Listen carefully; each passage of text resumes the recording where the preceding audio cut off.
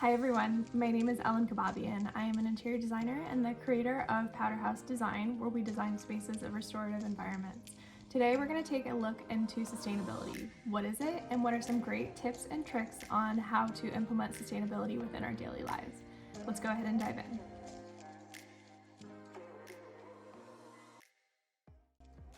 One of the most common words that you hear right now is sustainability. It's pretty common in our day-to-day lingo, and it generally refers to the health of our planet, our environmental footprint, and things that we can do to better the environment.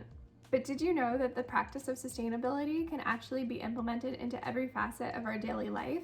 The original definition of sustainability didn't have a link to the environment until the 80s. And this is when we started using this word and shifting our mindset of this word into the environment and our environmental footprint. However, for today's conversation, we're going to talk about sustainability and the original intent of the word. To give clarity, the definition of sustainability is the ability to be maintained at a certain rate or level. Let's break it down. Sustain means to strengthen or support physically or mentally, and ability is the possession of the means or skills to do something. Think about this personally. What do you need to do to mentally, physically, and emotionally support yourself? I think about this all the time because I have a lot going on between a dog, 2 jobs, friends, really important family. I have to make sure that I am tackling the things that need to get done, but also creating places of restoration and also making sure that I am having a good time and a purposeful life. So I have to really think about what is sustaining me and what keeps me going in every day. Therefore, I've really honed in on this word sustainability. I find words to be very powerful, and when I think about sustainability in the way that I mentioned before with the definition, I can mentally place action into that word, giving me clarity on what I need to do in order to not only persevere, but to flourish and grow. If we are not consciously sustaining ourselves and our planet, it's kind of difficult for us to understand how to best flourish and grow. We're on this endless hamster wheel of desire to always want more, and it's really taking a toll on our minds, our bodies, our emotional well-being, our planet, and our community. And it leads us to ask, what is it all worth? So I try and think about my actions in a step-by-step plan. If I want A, then I have to be willing to do B. Is B worth the repercussions, sacrifices in order to achieve A? I'll give you a simple example. If I want a dog, then I have to be willing to walk and feed her every day, pay for her, protect her. Is it worth my time, energy, and money to have a dog? In this case, yes.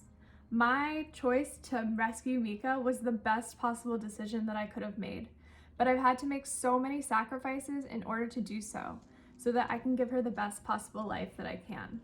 So I think right now, still being in lockdown, that we're able to consciously think about these step-by-step action plans, and then we can start to implement them in our day-to-day practices and make better choices. My philosophy for Powderhouse Design and myself is this, that I need to know myself inside and out in order to give my clients the best possible version of me, in order to sustain my business, right? So how do I do this? 1, I need to know how to create beauty in a physical space, innovative and restorative. 2, I need to know how to implement a holistic lifestyle, therefore walking the walk, not just talking the talk, when it comes to matters of well-being. 3, I need to know how to implement and bring the outdoors in. Know my plants, understand the impact of color and environmental psychology, etc. And lastly, 4, I truly believe that just by being alive, I have a social, environmental, and personal responsibility to leave this earth better than how I found it. This is a lot to take in every day, and trust me, I don't always rise to the occasion. However, I do know that making good habits is worth the sacrifice, and I always remember to not give up on myself. I have found these tools to really help me in order to create a sustainable lifestyle so that I can give myself and others the best possible version of me. And I'm gonna share these with you right now. 1, show up for yourself.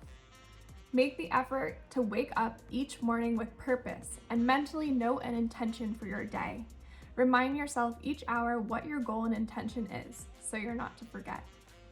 2, set a routine. Many days of my life have not been as productive as they could have been if I had set a routine. Take time on a Sunday to schedule out each hour of your day for the upcoming week. Even though it sounds daunting, your future self will thank you. 3. Practice mindfulness.